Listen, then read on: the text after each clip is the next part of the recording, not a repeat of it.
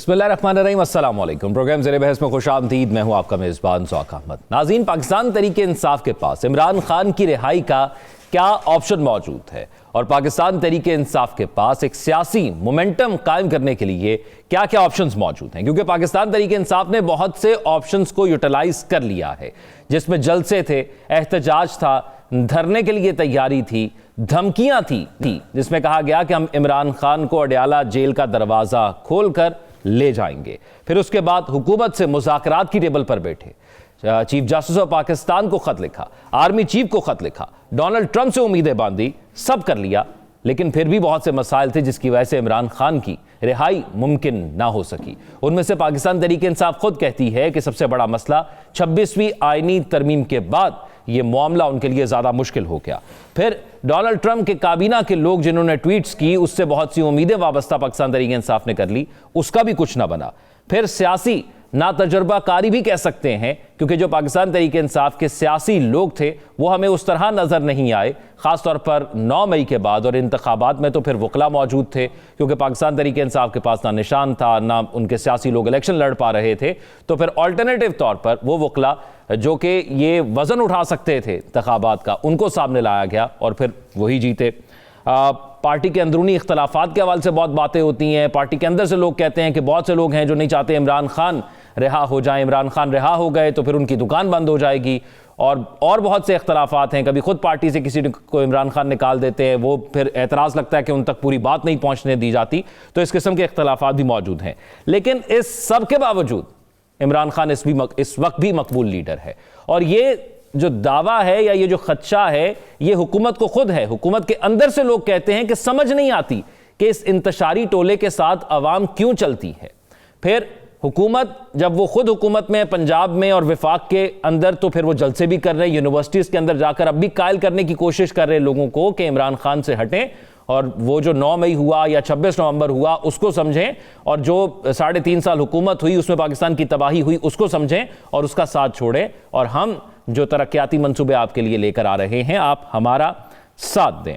अब इस तमाम तर सूरत हाल के अंदर, और मीडिया पर ये गिला भी बहुत दफ़ा चल चुका है, अली अमीन गंडापुर साहब जो कि पहले मुज़ाकरात के लिए राब्ते किया करते थे बैकडोर उन चैनल्स पर, अब क्योंकि खैबर पख्तूनख्वा सूबे के अंदर भी उनकी जो महदूद कर दिया गया, उनको सिर्फ इंतज़ामी मामलात देखेंगे, पाकिस्तान तहरीक इंसाफ नई किस्म की सियासी क़यादत वहाँ पर ले आई है, तो उससे भी क्या अली अमीन गंडापुर वो कोई मौसर इकदाम उठा पाएंगे, कोई राब्ते करवा पाएंगे, या वो चैनल खुला भी है या नहीं? जो ख़त पढ़ना ही नहीं चाह रहे, उनके आगे पास करना चाह रहे हैं, क्या उनके साथ अब भी मुज़ाकरात हो रहे हैं या नहीं, ये भी बात करेंगे। फिर इमरान खान साहब ने एक आर्टिकल लिखा है, और ये आर्टिकल और खतूत क्या इमरान खान साहब इसलिए लिख रहे हैं कि वो ये बताएं कि मैं आसाबी तौर पर कितना मजबूत हूं, मैं अभी तक घबराया नहीं हूं, या इसके कोई और मकासद भी हो सकते हैं। इस आर्टिकल के अंदर क्या है, प्रोग्राम में आगे जाकर इस पर बात करते हैं। नजम साकिब साहब, साकिब रशीद साहब और निज़ामी साहब हमारे साथ मौजूद हैं।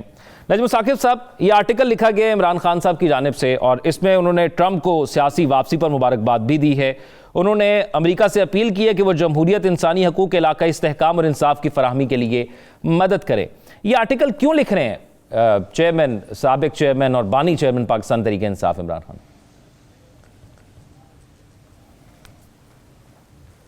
वो इसलिए है कि ऑप्शंस अब कम से कम होती जा रही हैं और तकरीबन ना होने के बराबर हैं। हमारा तज्जिया ये कहता है कि इस वक्त खान, जो कि पाकिस्तान के मकबूल तरीन लीडर हैं, ये सब मानते हैं, मकबूल तरीन भी हैं, मजबूत आसाब के मालिक भी हैं, और इनकी जो डिटर्मिनेशन है, जो इनकी विल पावर है, वो तो तारीख याद करेगी। लेकिन ये एक मजबूत आसाब का बहुत बड़ा लीडर जो है ना, इसके सामने एक बहुत बड़ी खाई है। खाई समझते हैं ना आप? एक बहुत बड़ी खाई है। थोड़ी देर के लिए उस खाई को देखते हैं कि उसमें है क्या क्या जिसको उन्होंने पाटना है। सबसे पहले उस खाई में 9 मई पड़ा है। ठीक है, 9 मई के अभी हम कैलेंडर से उतारने की कोशिशें कर रहे थे, तो उसमें 26 नवंबर आ गया। उस खाई में वो सारे खतूत पड़े हैं जो उन्होंने लिखे, बशमूल इस आर्टिकल के, जिसमें उन्होंने हुकूमत वक्त के खिलाफ बात की, लेकिन वो शायद ये भूल गए कि रियासत और हुकूमत में फ़र्क होता है। उस खाई में एहतजाज पड़े हैं जो कि मुंतज होते थे, जिसका रिजल्ट ये निकलता था कि एक और मुसीबत में एक और केस में आ जाते थे। उस खाई में अल कादिर ट्रस्ट केस का 14 साल कैद का वो पड़ा है, वो मुजल्ला जो कि वो यानी ऑर्डर पड़ा है, जो कि वो बिल्कुल सामने है। उस खाई में आप देखें क्या नहीं, उस खाई में यहां तक है कि वो जो जिल्लत आमेज किस्म के मुज़ाकरात थे जो कि उनको करने पड़े, वो भी पड़े हुए हैं, और उसका नतीजा 0.0 ज़रब 0 वो भी निकल गया, वो भी इस खाई में पड़ा है। इस खाई में और भी बहुत सारी चीजें पड़ी हैं। एक जो जरूरी चीज मैं जिसकी तरफ इशारा कराना चाहता हूं ना, जो सबसे ज्यादा 9 मई से भी खतरनाक चीज पड़ी है इस खाई में, वो है खान साहब की अना। खान साहब की अना पड़ी है और वो ये कह रहे हैं कि जब तक मैं हूं, जिंदा हूं, मैं लड़ता रहूंगा। और वो लड़ाई उनकी बाहर निकलने के लिए भी है, असीरान के लिए भी है, अपनी पार्टी के लिए भी है, पाकिस्तान के अवाम के लिए भी है, पाकिस्तान के अवाम के मुस्तकबिल के लिए भी है। अब इस खाई को पाटना है, और उसके बाद एक और स्टेप है जो कि मैं बताऊंगा आपको, जो उन्होंने लेना है। और जितनी जल्दी वो ये स्टेप ले लें, उतनी जल्दी ही पीटीआई के लिए भी अच्छा होगा, खान साहब के लिए भी अच्छा होगा। हजरत अली करमुल्लाह वजहो का एक फरमान है, खाई जितनी बड़ी हो उतना ही पीछे आना पड़ता है। खान साहब को ये खाई नजर आ रही है जिसमें उनकी अना भी पड़ी है। याद रहे कि ये जो अना है ना, अगर बहुत सारे लोगों का, ये जो हमारे जूरिस्ट हैं, जो पॉलिटिकल एनालिस्ट हैं, और जो बहुत सारे तज्जियाकार हैं, उनका ये ख्याल है कि अगर खान साहब आज हाँ कर दें कि 9 मई पे मुझे माफ़ कर दिया जाए और मैं अच्छा बच्चा बन जाऊंगा, मेरी पार्टी जो है वो सो कॉल्ड इंतशार वाली पॉलिटिक्स नहीं करेगी, तो उनके बाहर निकलने के चांसेस बहुत ज़्यादा रोशन हैं। तो ये अना भी उस खाई में पड़ी है। अब हज़रत अली का करमुल्लाह वजहो को मैंने आपको बताया, ये कॉल बताया कि खाई जितनी बड़ी हो उतना ही पीछे आना पड़ता है। क्या पीटीआई, और जो कि पीटीआई का मतलब है खान साहब और खान साहब का मतलब है पीटीआई, क्या खान साहब को ये खाई नजर आ रही है? पहला सवाल। खान साहब इस खाई को पाटना चाहते हैं? दूसरा सवाल। खान साहब इस पार्टी को, इस खाई को पाट करने के जो अवामिल हैं, क्या उन पे अमल करने के लिए तैयार हैं? तीसरा सवाल। बात सीधी सीधी सी है, वो जो मैंने आपसे कहा था ना कि मैं बताऊंगा कि क्या करना चाहिए पीटीआई को और खान साहब को। पहले इस खाई को देखना है और इसमें पड़ी हुई अशियाए खुरोनोश जो हैं, जो कि बाकी सियासतदानों के लिए खुरोनोश ही हैं, क्योंकि वो रोज इसको खाते हैं, चबाते हैं और निगलने की कोशिश करते हैं। खान साहब को और उनकी पार्टी को एक नया बयानिया चाहिए।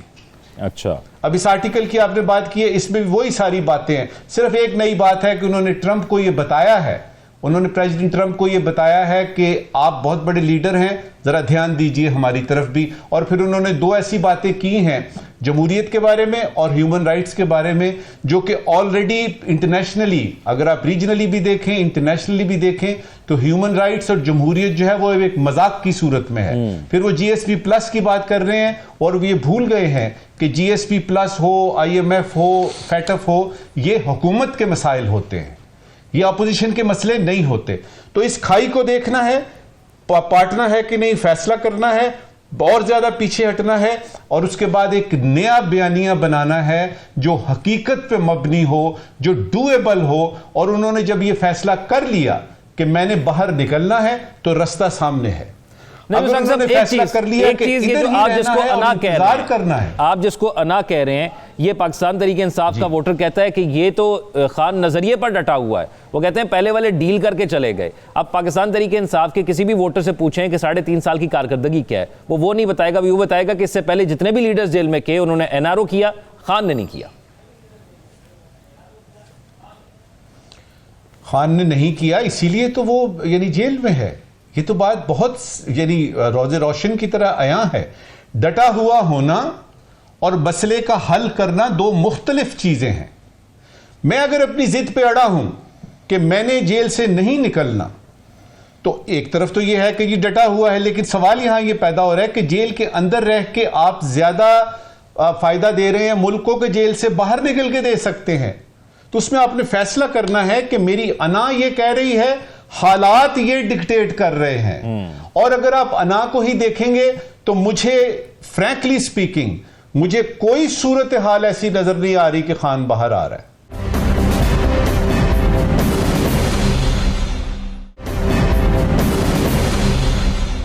अगर आप हालात को देखेंगे तो मुझे लगता है कि खान बाहर भी आएगा और फिर आप देखेंगे कि ये सारे के सारे जो इस वक्त बड़ी बड़ी बातें कर रहे हैं ना, ये वो बोने लिलीपुतियंस बन जाएंगे, वो गलेवर्स ट्रेवल्स वाले छोटे छोटे बोनों की तरह ये नजर आएंगे, क्योंकि उसका कदोकामत बहुत बड़ा है। अब ये मसला खान ने खुद हल करना है। अना है कि हालात को देख के बात करनी है, ये फैसला खान ने करना है। हमारी बहसियत पाकिस्तानी होने के ये होगी कि इससे सारा कुछ ये सासी गैर यकीनी वगैरह सब कुछ खत्म हो जाएगा। खान को ये फैसला जल्द अज जल्द करना चाहिए। साकिब बशीर साहब, हम पाकिस्तानी बड़ी मासूम कौम है, हम जल्दी भूल जाते हैं, लेकिन इमरान खान का सियासी पूरा बयानिया इसी चीज़ पर था कि हमेशा कहते रहे कि NRO ले लिया, करप्शन करके ये पैसे बाहर ले गए, ये तो जाते ही बाहर हैं। तो उनकी मजबूरी भी है कि वो अपने उस बयानिए से पीछे नहीं हट पाएंगे। अगर हटे तो फिर उनका वोटर उनसे हट जाएगा। तो आपको क्या लगता है, क्या रुकावट है इमरान खान की रिहाई में? एक तो मैं ये समझता हूँ कि अना नहीं है। अना की वजह से इसके साथ जो है और बहुत सारी चीज़ें हैं जिनको हमें देखना चाहिए। और इसमें फ्री कैन है, इमरान खान है, PTI है या हुकूमत है या दीगर लोग हैं।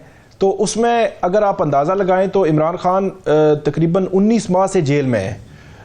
इमरान खान रीसेंट पास्ट में इसलिए कह रहा हूँ कि पिछली दौरे हुकूमत में जब PTI की गवर्नमेंट थी तो उस वक्त नवाज शरीफ से लेकर आसिफ अली जरदारी से लेकर फरियाल तारपुर, शाहिद खकान अब्बासी सारे जो है वो जेलों में रहे। शहबाज शरीफ, हमजा शहबाज, मरियम सबसे ज़्यादा जेल ये काट चुके हैं इस वक्त। इवन उनकी बीवी जो है वो वाइफ भी उनसे ज़्यादा जेल जो है वो काट चुकी है। तो 19 माह जेल रीसेंट पास्ट में किसी ने काटी, माजी में ये जेलें काटते रहे। आसिफ अली जरदारी साहब ने बड़ी जेल काटी थी। और इसके अलावा उनके खिलाफ जो केसेस बने हैं वो साइफर है, इद्दत है, तोशा खाना 1, 2, 3, 9 मई के केसेस हैं, दहशत गर्दी के केसेस हैं, जालसाजी के केसेस हैं, गैर कानूनी निकाह के केसेस हैं। उनमें दर्जनों केसेस में वो जमानतें भी ले चुके, कुछ में बरी भी हो चुके। 188 केसेस मैंने पिछले दिनों ये किया था, कत्ल के केसेस भी हैं, कत्ल के केस भी हैं उन पर। तो 188 केसेस थे। तो ये जो सिस्टम है वो सिस्टम भी तो देखें ना कि ये किस तरह जो है वो चल रहा है और किस तरह लेकर चल रहा है। ये सिर्फ मेरा ख्याल है कहना कि इमरान खान की अना है, ये मुनासिब नहीं है। इमरान खान एक पॉलिटिकल लीडर है। क्या 8 फरवरी से पहले उनको मैंडेट जो उनको पार्टी इलेक्शन लड़ने दिया गया? तो उसका जवाब तो बड़ा सिंपल और सादा सा है, नहीं लड़ने दिया गया। इसके बावजूद ही 8 फरवरी को क्या हुआ? इसका 8 फरवरी को बहुत कुछ नहीं हुआ तो 9 फरवरी आना पड़ा। फिर इलेक्शन के बाद वो मखसूस नशिस्तें कहां पे गई? तो एक ऐसे सवालात हैं जिनको मेरे ख्याल में सिर्फ हम उस अना के इर्द गिर्द नहीं लगा सकते कि उसकी अना है और एक बंदे की अना है, वो तो जेल काट रहा है। जेल में रहना जो है वो आसान नहीं होता। जहां आपने सवाल पूछा कि इमरान खान साहब के पास ऑप्शंस क्या हैं, ऑप्शंस फिर जब आप बड़े दावे करते हैं, आप दूसरों पर बहुत ज़्यादा जो आपने बात की कि इमरान खान साहब कहते हैं कि ये डील करके बाहर आ गए और डील करके बाहर चले गए और इनकी ये ख्वाहिश है। मैंने आपको पहले भी बताया था कि जब अटक जेल में अगस्त 2023 में वो गए थे तो उसके 1 या 2 मत के बाद, जिसकी तस्दीक उन्होंने खुद की, उनकी जो बुशा बीबी है, वाइफ है, उन्होंने भी की थी, मीडिया के सामने की थी कि उनको ये ऑफर हुई थी कि वो चुपचाप करके 3 साल के लिए बैठ जाएं तो उनके मामलात जो है वो सेटल हो सकते हैं। तो अगस्त, सितंबर या अक्टूबर 2023 का और मार्च 2025 का उन्होंने वो डील एक्सेप्ट नहीं की। तो मेरा ख्याल में एक पॉलिटिकल लीडर होने के नाते उसको क्रेडिट भी जाना चाहिए कि कम से कम उन्होंने रेजिस्टेंस कुछ ना कुछ दिखाई है। बाकी उनके जिम्मे कोई जुर्म है, उनकी पार्टी ने 9 मई किया, वो मामलात वो उनको सेपरेटली, जाहिर सी बात है, वो अपना उनका व्यू है और वो अदालतों में लेकर चल रहे हैं। उनके पास ऑप्शंस, क्योंकि 26वीं तरमीम आ चुकी, बहुत सारी हुकूमत ने लेजिस्लेशन कर ली, हुकूमत का हाथ अब ऊपर है।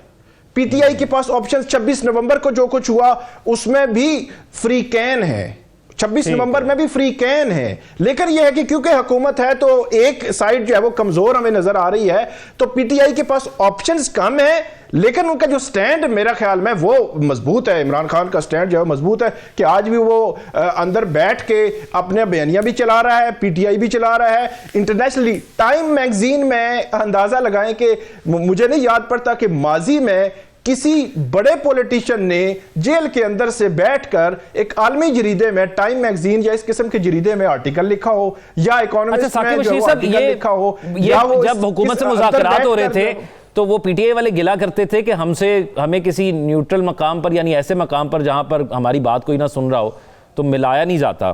कि आर्टिकल कैसे लिख के बाहर आते हैं? अच्छा, ये आर्टिकल जो लिख के बाहर नहीं आते, आर्टिकल इस तरह बाहर आते हैं कि मैंने बहुत इसकी खोज लगाने की कोशिश की, या खतूत भी, या ये सारा कुछ होता ये है कि वहाँ के जो लीडरशिप जाती है, ये बहुत सारे केसेस पिछले चलते रहे हैं, तो इमरान खान साहब उनको पॉइंट्स देते हैं 1 2 3 4। फॉर एग्जाम्पल टाइम मैगजीन से रब्ता हुआ, उन्होंने कहा कि हमें आर्टिकल चाहिए इमरान खान, या इन्होंने रब्ता किया कि इमरान खान आर्टिकल लिखना चाहते हैं, तो उसके बाद वो पॉइंट्स वो अपनी पार्टी लीडरशिप को किसी बंदे को बता देते हैं कि ये पॉइंट्स हैं, इन पे आप ये बात करेंगे, और उसके बाद वो बाहर आके उसको एक आर्टिकल शक्ल में जो है बाहर भेज देते हैं। ऐसा नहीं होता कि A to Z लफज ब लफज एक आर्टिकल अडियाला जेल से निकलता है और टाइम जो उसमें मैगजीन में जो है वो जाके पब्लिश हो जाता है, ऐसा बिल्कुल भी नहीं है। ठीक है माजिद निज़ामी साहब, अब ये आपको क्या लगता है ज़्यादा बड़ा मसला अना का मसला है कि इमरान खान अपने स्टांस पर डटे में, वो चाहते हैं मेरे पॉइंट्स पर आकर बात हो, और बड़ा अरसा इंतज़ार भी किया पाकिस्तान तहरीक इंसाफ ने कि कोई आए वहाँ पर आकर बात करे, और फिर ख़ुद इनिशिएट किए राब्ते और कहा कि चले हम बात कर लेते हैं, लेकिन बात आके बनी नहीं। ना तो ख़त का जवाब उन्होंने दिया, उन्होंने कहा आगे भेज देंगे, और भी किसी किस्म का जवाब नहीं आया। तो अब आपको लगता है कि ये अना का मसला ही है, या इसके अलावा कोई मसला और लगता है आपको? जी बहुत शुक्रिया।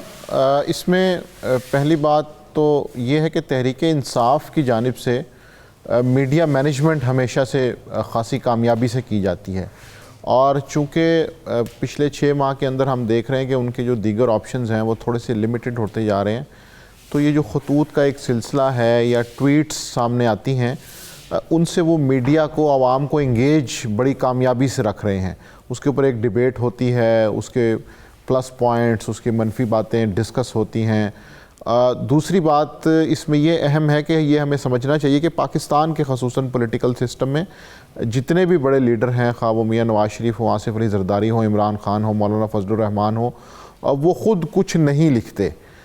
उनके स्पीच राइटर्स होते हैं, उनके ऐसे टीम में लोग मौजूद होते हैं कि जो उनकी थॉट्स को समझते हैं कि ये क्या कहना चाह रहे हैं, किस हद तक ये मुफाहमत की तरफ जा रहे हैं, और उसके बाद किस हद तक उसको वो मुज़ाहमत में ले जाना चाह रहे हैं। तो वो उस मैसेज को बड़े अच्छे तरीके से समझते हैं, तो वो जो पॉइंट्स उनको मिलते हैं या लीड मिलती है, उसके ऊपर फिर वो बड़ी अच्छी ड्राफ्टिंग करते हैं। तो इमरान खान के केस में भी यही हो रहा है कि कोई उस तरह से कागज़ निकल के बाहर नहीं जाता, बल्कि वो कुछ डायरेक्शंस होती हैं जिनको समझने वाले लोग फिर उसको राइट डाउन करते हैं। तो ये 2 चीज़ें तो हमारे सामने हैं, और इस वक्त इमरान खान साहब यही कर रहे हैं कि वो मीडिया को इंगेज कर रहे हैं, और ये पाकिस्तान की सियासी तारीख़ में एक तरीका रहा है कि आप जेल के खतूत जो हैं उनको शाये करते हैं, सामने लेके आते हैं, ताकि आप ये बताएं कि आपके साथ क्या बुरा सलूक हो रहा है और क्या अच्छा हो रहा है। अब इससे एक कदम आगे चलते हैं। जो तीसरी बात है वो ये है कि क्या इसके ज़रिए उन्हें को फ़ायदा होगा। इसमें फ़िलहाल मुझे को फ़ायदा नज़र नहीं आता कि जिसमें हम प्रैक्टिकली इस चीज़ को ट्रांसलेट होता देखें। उसकी वजह यह है कि जो पार्टी स्ट्रक्चर है उसके पास वाज़ेह हिदायत मौजूद नहीं हैं कि आपने किस हद तक स्टेप फॉरवर्ड करना है और कहाँ पे फिर आपने इस चीज़ को एग्जीक्यूट करना है मुज़ाकरात में या किसी डील में, जिसे हम कहते हैं, या जिसे हम अवामी ज़ुबान में NRO कहते हैं। तो ये सारी चीज़ें जो हैं जब मिलती हैं तो पता ये चलता है कि फिर तहरीक इंसाफ को उसमें सक्सेस नहीं हो रही।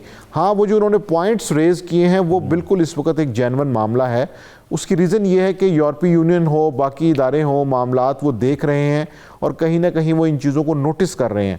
ख़ास तौर पे ह्यूमन राइट्स का जो मसला है, सियासी मुकदमेबाजी का मसला है, इन चीज़ों को वो बाकायदा नोट कर रहे हैं।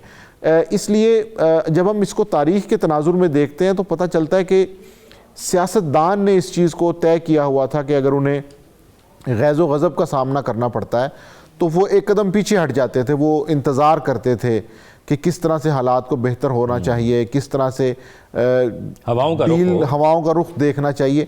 अब इस वक्त जो चीज़ स्टक है, सिस्टम जहाँ पे रुका हुआ है, वो ये है कि इमरान खान साहब वो इंतज़ार करने को तैयार नहीं है और वो ये चाह रहे हैं कि मैं इस चीज़ को फ्रंट फुट से ही लीड करूंगा। डेफिनेटली इसमें उन्हें मिलने वाला तो कुछ नहीं है, लेकिन सिस्टम स्टक है यहाँ पे, क्योंकि पहले सिस्टम इस तरह से चलता था कि सियासतदान को सज़ा हुई, खा वो अदलिया के थ्रू हुई, खा वो मार्शल लॉ के थ्रू हुई, वो एक कदम पीछे हटता था, इंतज़ार करता था कि कैसे हवाओं का रुख तब्दील हो, फिर वो अपनी स्पेस बनाता था। तो इसलिए अभी चूँकि ऐसे नहीं हो रहा, तो ये पूरी की पूरी सियासी सिचुएशन इवॉल्व कर रही है और इसमें हर रोज़ कुछ ना कुछ नया होता है। आप ये कहना चाह रहे हैं कि एक ऐसा गुंजाइश मौजूद है या एक नजरिया मौजूद है कि किसी भी दिन ये सब कुछ रिवर्स हो सकता है, इस वजह से सिस्टम काम नहीं कर रहा, वरना बाहर तो पॉलिटिकल जमात जो हुकूमत में वो तो सही काम कर रही है। जी बिल्कुल, वो सही काम कर रहे हैं। उन्होंने एहतजाज को काउंटर कर लिया, उन्होंने अदलिया के हवाले से इस्लाहात कर ली, तरामीम कर ली, बट वो जो 8 फरवरी का केस है, वो जो धांधली के मसाइल हैं, ह्यूमन राइट्स के प्रॉब्लम है, वो वहीं पे हैं।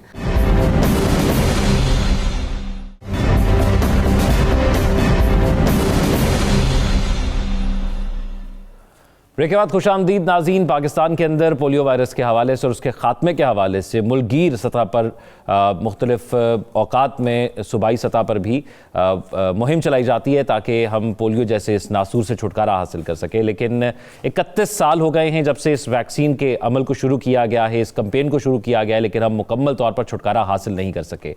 गालिबन 2021-22 वो साल था जिसमें 12 महीने कोई केस रिपोर्ट नहीं हुआ था, लेकिन अब भी हम देखते हैं कि पिछले साल के अंदर और अब के केसेस मिला के तकरीबन 80 के करीब, 76 के करीब केसेस अब भी हो चुके हैं और इस साल के भी तकरीबन 6 केसेस बताए जा रहे हैं, 6 से ज़ायद केसेस बताए जा रहे हैं जो अब भी रिपोर्ट हो चुके हैं। जब ये कैंपेन शुरू की गई, सबसे ज़्यादा तो इस कैंपेन के हवाले से जो पोलियो के कतरे पिलाए जाते हैं, सबसे ज़्यादा जो एतराज़ किया जाता है, जो बुनियादी हाईलाइट भी होता है, वो ये एतराज़ होता है जी कि ये शायद सेहत के लिए ठीक नहीं है और अगर इसको ख़ास तौर पर मजहबी बुनियादों के हवाले से भी काफ़ी तनकीद का निशाना बनाया जाता है, जिसके हवाले से ये मुतासर करता है। जब इस कैंपेन का आगाज़ हुआ था तो मुझे याद पड़ता है कि बेनज़ीर भुट्टो साहिबा ने आसफा भुट्टो साहिबा को ये पहली दफ़ा कतरे पिलाए थे और फिर आगाज़ किया था सिर्फ ये दिखाने के लिए कि ये सेफ़ हैं, हम अपने बच्चों को भी पिला रहे हैं, तो आप जो है इस कैंपेन को इसी तरह आगे और जारी सारी रखें। जिस तरह हम पाकिस्तान के अंदर देखते हैं 1112 एक ऐसा इदारा है, जब हम फ़ोन करते हैं तो हमें उम्मीद होती है कि वो पहुंच जाएंगे जल्दी। तो जब पोलियो कैंपेन्स होती हैं तो हम खुद अपने गली मोहल्लों में, शहरों में, कस्बों में देखते हैं कि पोलियो वर्कर्स दिन धूप हो, सर्दी हो, बारिश हो, कोई भी किसी किस्म का मौसम हो, वो पहुंचते हैं पोलियो के कतरे पिलाने। लेकिन जो केसेस ज़्यादातर आते हैं वो ज़्यादातर आते हैं उन इलाकों से, ख़ासतौर पर बलूचिस्तान के इलाकों से या खैबर पख्तूनख्वा के इलाकों से या सिंध के दही इलाकों से, जहाँ तक आगाही मुहिम नहीं पहुँच पाती। तो इसके हवाले से एक यहाँ पर नज़रिया पेश किया जाता है जो मैं पेश करता हूँ, उसके बाद फिर एनालिस्ट की जाने बढ़ता हूँ, कि ये नज़रिया पेश किया जाता है कि सूबाई सतह पर, क्योंकि हर सूबा उस तरह कैंपेन नहीं चलाता, एक सूबा बेहतर चला लेता है, दूसरा उस तरह की नहीं चलाता, तो उसकी वजह से ही मसाइल पैदा होते हैं। तो मुल्की सतह पर एक भरपूर कैंपेन चलाने की ज़रूरत है ताकि हम इस नासूर से छुटकारा हासिल कर लें। इस पर बात करते हैं। साकिब रशीद साहब, स्टार्टिंग विद यू, इस वक्त मौजूदा सूरत हाल क्या है? क्योंकि 3 तारीख को कैंपेन का आगाज़ हुआ था पिछले महीने और फिर भी केसेस आ रहे हैं, रुकावट कहाँ पर आ रही है? हम बहुत दफ़ा बात कर चुके हैं कि रुकावटें हैं, लेकिन वो रुकावटें हल क्यों नहीं हो पा रही? आज ये बात करते हैं। अच्छा, रुकावटें हल क्यों नहीं हो पा रही? सबसे बड़ा सवाल ही ये है, जो वैसे तो हम रिकॉर्ड पे देखें तो पाकिस्तान और अफ़गानिस्तान और नाइजीरिया में भी था, लेकिन यह है कि पोलियो वहाँ पे ख़त्म हुआ और पाकिस्तान और अफ़गानिस्तान वो ममालिक हैं दुनिया भर में जो इससे मुतासर हो रहे हैं। और 5 साल के बच्चे या 5 साल के कम उम्र जो बच्चे होते हैं उनको ये पोलियो के कतरे पिलाए जाते हैं। जो प्रॉब्लम है, जो मसला है, वो मेरी नज़र में बिल्कुल डायरेक्टली अगर हम जाएं तो वो शकील अफरीदी फैक्टर है, जिसके बाद जो चीज़ें जो है वो मेरे ख्याल में ऊपर नीचे होना शुरू हुई।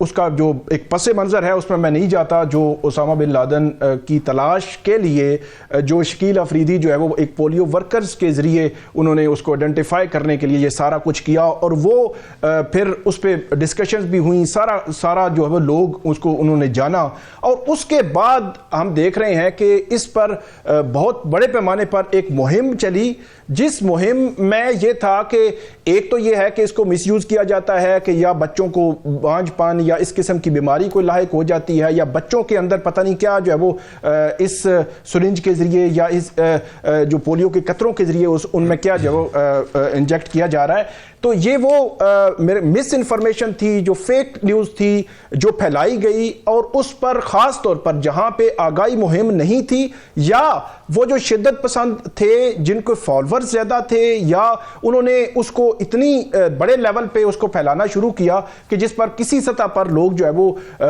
उसको सच जो है वो समझने लगे। इस वजह से बहुत सारे ऐसे इलाके भी आए कि जहाँ पे कतरे फैलाने के हवाले से मुश्किलात भी, और साथ ही साथ आज भी मतलब ये सिचुएशन है कि आपको हर एक माह बाद, 1.5 माह बाद ऐसे वाकयात मिलते हैं कि पोलियो की टीम गई और उनको निशाना बनाया गया, और उसमें कोई अगर पुलिस एहलकार था, सिक्योरिटी का एहलकार था, या पोलियो वर्कर्स थी, तो उनको निशाना बनाया गया और वो जो है वो जान की बाजी जो है वो हार गए। आज भी ये सिचुएशन मौजूद है। इसमें जो कलेक्टिव विजडम है वो चाहिए, पॉलिटिकली हो, वो हमारे रिलीजियस लेवल पे खास तौर पर हो, या उसकी आगाही मुहिम हो जो होनी चाहिए। मैं उसके फैक्ट्स फिगर देख रहा था कि मंडी भावुद्दीन, पंजाब के इलाके मंडी भावुद्दीन से भी इस 2025 में एक केस जो है वो रिपोर्ट हुआ है। हम पहले ये समझ रहे थे कि ये मसला खैबर पख्तूनख्वा या उन इलाकों में है, या जंग रही है यहाँ पे और उसको ज्यादा पोलियो वर्कर्स को निशाना बनाया जाता है, लेकिन मंडी भावुद्दीन जो पंजाब के बिल्कुल हब में आता है,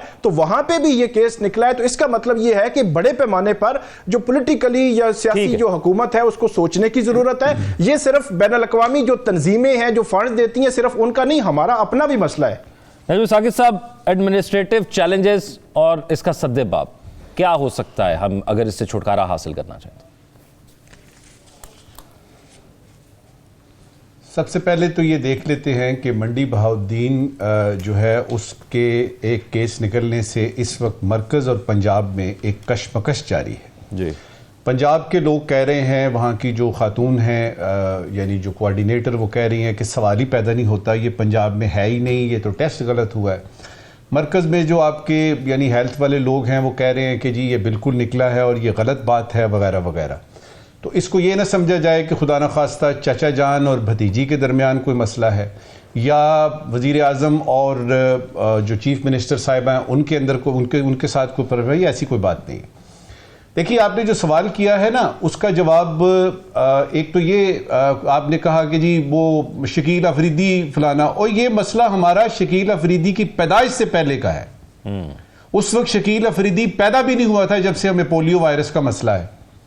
और आप नोट कीजिएगा कि सक्सेसिव गवर्नमेंट्स ने, हुकूमतें आती रहीं और उनके जो 15-20 दावे होते थे पहले 6 महीने में, उसमें यह था कि देखिए हमारी हुकूमत ने पोलियो को पाकिस्तान से खत्म कर दिया। यही दावा इस वक्त की हुकूमत ने भी कर दिया। फिर अचानक एक निकल आता है, फिर दूसरा आ जाता है, फिर अभी ठट्ठा में पता लगा जी कल एक और निकला है जी। इसके 2 पहलू हैं। एक पहलू है आपका कि आप ये जानबूझ के मसला रखना चाहते हैं ताकि इसमें बिजनेस है ना, इसमें आपकी कैंपेन्स चलती हैं, पैसे आते हैं, हिसाब किताब होता है और उस पर देखा जाता है कि जी वो। दूसरा इसका सियासी पहलू है कि इसको अलाइव रखा जाए, और तीसरा इसका पहलू अगर आप निकालना चाहते हैं तो वो एक मजहबी एंगल, एक खास तबके का एंगल है कि ये चीज ही गलत है। अब इन तीनों चीजों में जो फंसी हुई है वो हुकूमत वक्त होती है, और करना क्या पड़ता है आपको? सीधी सीधी सी बात है कि आपने इसको टीवी में मुहिम चला के खत्म नहीं कर सकते। आपने टीवी में मुहिम चला दी, पावर पॉइंट प्रेजेंटेशन दिखा दी, ये कर रहे हैं वो कर रहे हैं, और अभी तो ये यानी मरकज और पंजाब का मसला। सीधी सी बात है, दयानतदारी की जरूरत है। क्या वजह है कि बरस हा बरस पहले पूरी दुनिया इस मूजी मरज से निजात पा चुकी, और आज आके अब सिर्फ अफगानिस्तान, पाकिस्तान, नाइजीरिया एटसेट्रा हम क्यों उस यानी लिस्ट में हैं? उसकी वजह यह है कि हम दयानतदारी से काम नहीं करते। ये गवर्नेंस के मसाइल हैं, हमें पता है कि मसला कहां पे है, हम उसको उभारना चाहते हैं ताकि ये मसला क्रिएट हो और उसमें ये हो कि जी अब इसके बचाव के लिए फलाना। जिस तरह सड़क बनती है उसको खोद के आप दोबारा सड़क बनाते हैं, उसका मतलब क्या होता है? उसका मतलब ये होता है कि नया ठेका मिलेगा, हिसाब किताब बढ़ेंगे, पैसा आएगा। और जब तक ये अप्रोच आपकी चलती रहेगी, पोलियो तो एक छोटी सी चीज है, सद्देबाब क्या इस तरह के जितने मसाइल हैं वो आते रहेंगे, क्योंकि आप इसका सद्देबाब यह है कि आपको गवर्नेंस की तरफ तवज्जो देनी है और इसको सियासियात की नजर नहीं करना, दयानतदारी के साथ करना है। और ये अगर हो जाए, पोलियो तो एक तरफ रखें, आपकी सारी सियासी बेयकीनी खत्म हो जाए, आपकी मुआशियात जो है वो ऐसी टेक ऑफ करे कि लग पता जाए हिंदुस्तान को और दुनिया को, अगर ये दयानतदारी आपकी गवर्नेंस में आ जाए। लाइन ऑफ गवर्नेंस में दयानतदारी छुड़ाएं, यानी अपना जो है वो ये करप्शन से जान छुड़ाएं, और ये जो इज्जादारी है, ये जो फेवरेटिज्म है, ये जो पर्ची सिस्टम है, इन चीजों को हटाएं। ये तो कोई मसला ही नहीं है, ऐसे ऐसे ऐसे हल होंगे। मुश्किल ख्वाहिश का इजहार कर दिया नजूम साकिब साहब आपने। माजिद निज़ामी साहब, ये फरमाइएगा, अब क्योंकि ये केसेस जिस तरह भी बताया गया कि पंजाब से भी एक आ रहा है, उसको कोई ऑन नहीं कर रहा, काहे बगाहे केसेस आते रहते हैं, और फिर जिस तरह हमने देखा कि अटैक्स भी होते हैं, क्यों हम अभी तक इस जदीद दौर के अंदर भी सिस्टमाइज नहीं कर सके, लोगों तक घर घर तक ये कैंपेन्स नहीं पहुंचा सके कि ये आपके फ़ायदे के लिए? जी बिल्कुल, उसकी वजह यह है कि इस मसले की जो संजीदगी है वो बहुत ज़्यादा है, और ख़ुसूसन इस तरह के और इसका इफेक्ट भी हमें नज़र आता है, मतलब जिसको भी हम समझा रहे हैं उनके आसपास लोग घूम रहे होते हैं। बिल्कुल, और वो आपके सामने एक ज़िंदा मिसाल होती है, और फिर वो लोग जब इस कैंपेन में शामिल होते हैं जो ख़ुद मुतासरा होते हैं, तो उससे ये पता चलता है। लेकिन फिर भी अभी तक समाजी रवैये उस तरह से नहीं बदल पाए, और इस तरह की कैंपेन्स उस वक्त मज़ीद पेचीदा और मुश्किल हो जाती हैं जब नंबर जो हैं वो कम होते होते डबल डिजिट में आ जाएं, सिंगल डिजिट में आ जाएं, तो फिर आपको एक बड़ा तफसीली जायज़ा लेते हुए उन पॉकेट्स को ख़त्म करना पड़ता है कि जहाँ से ये चीज़ ट्रैवल कर रही है। राइट, हमारे नाज़रीन सोशल मीडिया पर अपने फीडबैक से आ गए। अपना ख्याल रखिएगा, अल्लाह हाफ़िज़।